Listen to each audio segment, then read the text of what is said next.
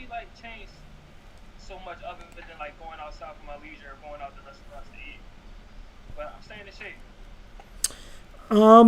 How disappointed were you for when everything you got the news that the fight would be? I mean, because in this city, Michelle, she did a real nice job promoting the fight. It was taking on a life of its own. The promotion being, you against Ortiz. Right. I was devastated because like I'm like Happy Tuesday 10 evening. was like My 10 name is days out Mark. before the fight. I'm like just getting out of sparring session. I still had to work out during the morning. She sent the text saying was the fight wasn't going to be because of the whole like coronavirus thing going on. But I was devastated. I was ready. I was on weight. I was mentally, physically in shape. Like it kind of was devastating. Like the next day, I went back home to Philly, and I just like now what to do. Um, you just did switch training camps with going out to Omaha, Nebraska with Brian McIntyre, the Terrence Crawford group out there. How did that come about? And tell us about the changes in that and where you were at in training with that group. It happened. Obviously, my grandpa passed away. Rest in peace. That's my. Even though he passed away at 90 years old, that's still was like the overseer. So like my dad was still in the corner, but we kind of was taking all our instructions from my grandpa. So when he passed away, we kind of was like running with our heads cut off, like he was in limbo. So like I had got a new manager, which was Tim Van who I was dating for Borders, and Tim was like, "You want to try out and think with some coaches to get better? You at the level, you don't want to stay stagnant. Just, I mean, try somebody new out just to like kind of keep your level a little bit." So I went out there, sparring with Jamel and the guys. It's kind of like a tryout basis. Showed my butt off out there, and then took a liking to me. Came back out there again. I just proved myself, so they took a chance on me. I know especially being in Philadelphia, I'm sure you've sparred, worked next to a lot of world champions, a lot of great fighters, but Terrence Crawford, best fighter in the world by a lot of accounts. He's in the gym, I'm sure, a lot, watching your work, everything. What's that give you? What kind of boost does that give you? You know, when maybe a guy like Terrence pulls you aside, say, "Hey, maybe do this, do that." You know, this is the guy who's number one pound for pound. I mean, it gave you a boost of confidence for sure, but they can't fight for you. So I mean, it kind of like motivates you a little bit. But at the end of the day, you your own man. You in the ring by yourself. So he just kind of like motivates. Like I know, like sparring in front of Terrence Crawford is like it's like kind of like nervous. You get a little nervous stuff because he critiquing everything. He in there watching. He kind of like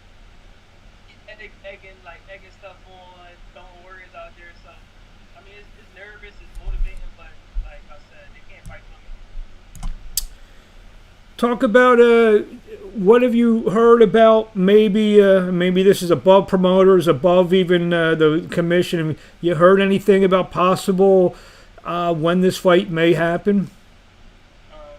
Still up in the air. I mean, we got this whole pandemic going on, so I don't want to sit here and lie and say maybe this month, maybe next month, but it's kind of like nobody is sure when nothing is going to happen as far as like boxing, football, anything. So kind of up in the air. Only thing I can do is kind of control what I can control, and that's like being the shit.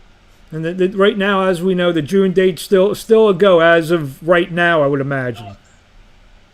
To me, it's off. The June date is not still on go. So Okay. like now, like I said, it's up in the air, so we not sure exactly when they Bef- get back in there. Before we came on, you gave me a good bit of information. Your girlfriend, she works for the health department and dealing with the COVID-19 situation. So I guess you're getting a little inside knowledge about, maybe stuff that's going on. What have you gathered from her about this situation that's turned everyone's lives upside down? She's just keeping me in the loop with everything, like telling me what they're saying in the press conference, telling me to pay attention to this. If I got a question, Michelle, tell her to answer about this. He keeping in the loop with everything, and I mean, to her knowledge, like it's not Philadelphia is not on the other side. Like we still like in a bad position. So I mean, I'm trying to be optimistic. I kind of like sometimes I don't kind of ask her things and kind of like just brush her off. Like I'm not trying to hear that right now. I'm trying to hope for a fight to get an earlier date, but I mean, from her point of view, like we still in a bad time. You were a major amateur coming out of the amateur ranks. into the pro ranks. How do you feel in terms of where you're at, considering where you started and where you're at now? Your next fight most likely will be this Ortiz fight. You'll be knocking on the door of probably even a bigger opportunity. Is that where you believe you are right now? Yeah, I think that's where I'm at. I was with Golden Boy first. And kind of being with Golden Boy was good for like publicity and getting promoted, but I didn't fight too much often with them. Like they was having me fight sometimes like twice a year. Only 1 year I fought 3 times a year. So I feel like now like I'm at where I'm supposed to be. Like after beating Steve Ortiz, I get ranked in the top 15 in like the WBO, I believe. So I feel like I could be at a higher level, but I mean I'm just playing the hand I was dealt. Tell us about Stephen Ortiz. What's your scouting report on him without giving too much away?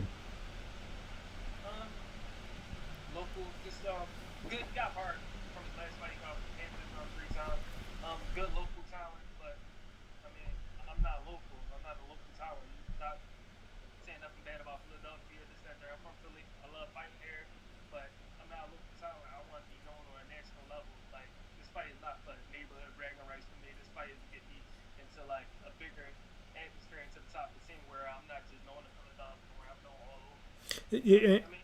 yeah, and actually, that's always been an excuse, I guess, of some of the Philadelphia fighters not wanting to fight other Philadelphia fighters because they may have believed that they didn't have to. But you actually said it in a very professional manner.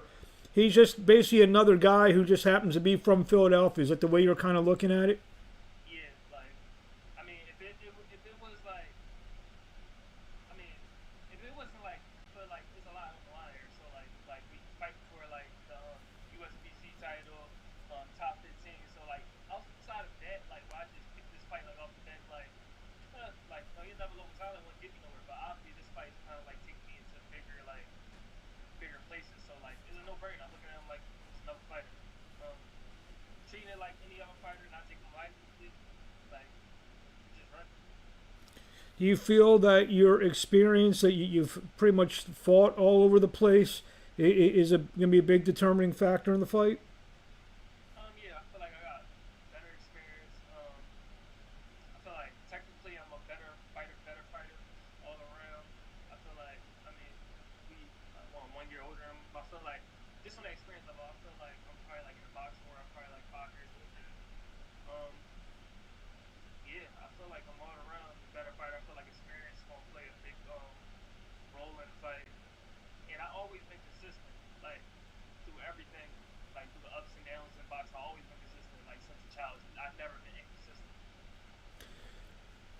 You mentioned about where you want to be. I mean, with a win, where does this put you? I mean, does it knock you have you knocking on the door of maybe one of those bigger regional fights? Is that what you're looking for? No, after this, like I said, I'm top 15, so I'm looking at if I'm 15, I'm looking at anybody from 14 and up. And then how many fights you feel after getting in the top 15 you think it's going to take to get you into that top five? Maybe eliminator kind of thing.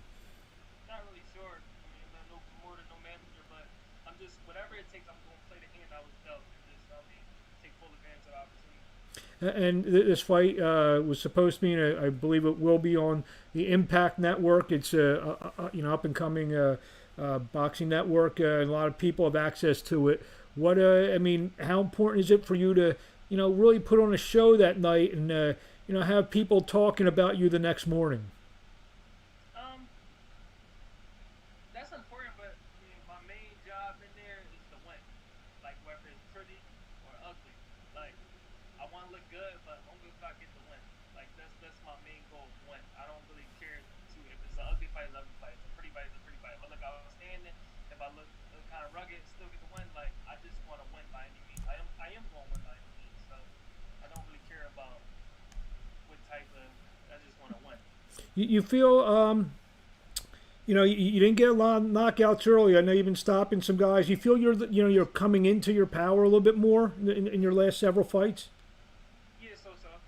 We've been working on that, working at camp, working at on home too. With my dad still heavily involved into my training in 1 man play. That's my dad at the end of the day. So like still like I'm working on power,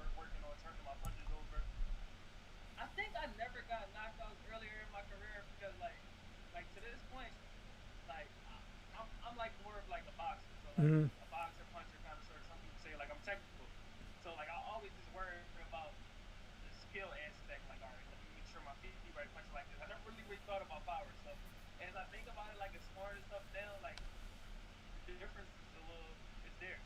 And that's also dating back, I guess, your good fundamentals as an amateur. Right, right. Last couple of questions. What do you want to say to the fans out there who know you, and then maybe some that don't know you? What do you want to tell them about you, your style, and when they see you fight Stephen Ortiz, what are they going to see from Damon Allen? You're gonna see a good boxing performance. You're gonna see art. I'm not just here to throw goofy and be rugged shots. I'm here to kind of show like the art work of boxing. Boxing is not just like what's the word I'm looking for? It's not just a blood, sweat sport. It's the art. I'm here to show the art. So I mean, I'm looking forward to fighting in front of y'all. Watch out for me. If Stephen Ortiz is watching this, what do you want? What would you tell him? Um, Nothing. Just be ready. Hope yeah, I mean, be ready when the fight is coming up. I mean, outside of like fighting them, I don't really have too many thoughts on Stephen Ortiz. Where can they find you on social media if they want to contact you or follow you or see what's going on with your career and everything, Damon? You can follow me on Instagram at Damon underscore Allen Jr. You can follow me on Twitter, same thing, Damon underscore Allen Jr. On Facebook, if I accept you, at Damon Allen Jr. Same thing. There it is, Damon. I believe, hopefully, you're gonna be one of the first fights. Obviously, it's signed and sealed. We just need to get past what's going on with this COVID-19, and then I know Michelle is gonna deliver it to the fans out there on Impact Network and everything. Damon, we wish you best of luck, and we'll get you on before the fight when that happens. Definitely, man. Appreciate you. Thank you for Thank taking the you. time.